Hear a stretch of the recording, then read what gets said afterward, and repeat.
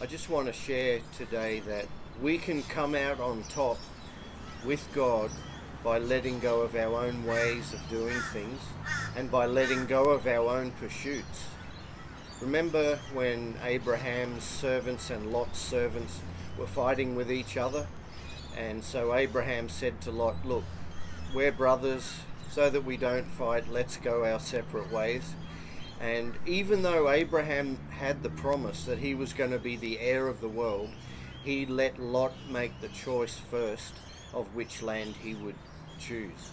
And when Lot looked in one direction and he saw that it was good land, he chose that land. And Abraham let Lot choose the best land. But all these years later, who really has inherited the earth in a sense? Is it Abraham or is it Lot? I think Abraham didn't miss out on inheriting the promise, even though he gave the best option to Lot. And another example is God promised Abraham Isaac, but one day God asked Abraham to offer Isaac, whom he loved, to offer him up. And Abraham was willing to do that because he believed that God could raise Isaac from the dead. And just when Abraham was about to do it, the angel of the Lord said to Abraham, "Don't hurt your son. Now I've seen that you won't withhold anything from me." And then the promise to Abraham was multiplied. God said that in multiplying, I will multiply you. In blessing, I will bless you.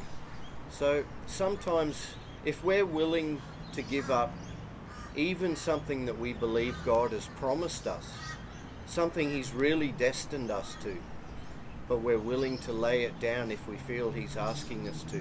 Maybe He wants us to go in a different route that we weren't thinking at first. Maybe He wants us to do something that if we relied on our own understanding, it isn't what we would choose to do. But when you do it God's way, you're always going to come out on top. I remember years ago, I was invited to take over a youth group, and I was still young, and I thought, this is wonderful. I could imagine how I could see some of my dreams fulfilled through taking on this position. But deep down inside, I just didn't feel quite right about it. And I ran the youth group for a little while, and God blessed it, it grew. But deep down there was still a certain dissatisfaction despite the blessing.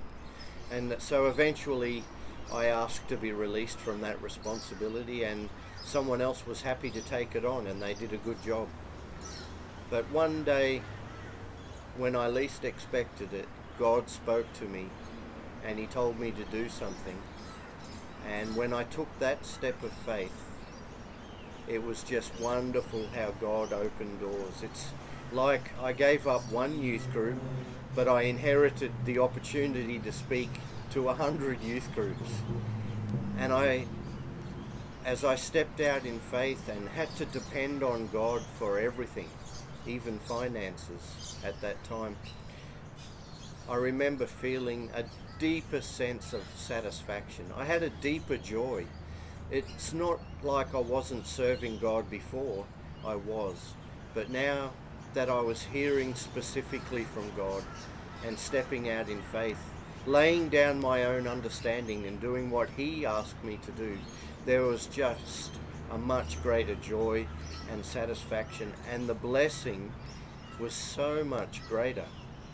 But you know, even if you don't see the greater blessing immediately, you can entrust your heart's desire to God. Even His promises, you can trust that to God. And in the long run, when you do things His way, you won't miss out at all. It says in the Psalms, "No good thing will He withhold from those whose heart is perfect with Him." So if it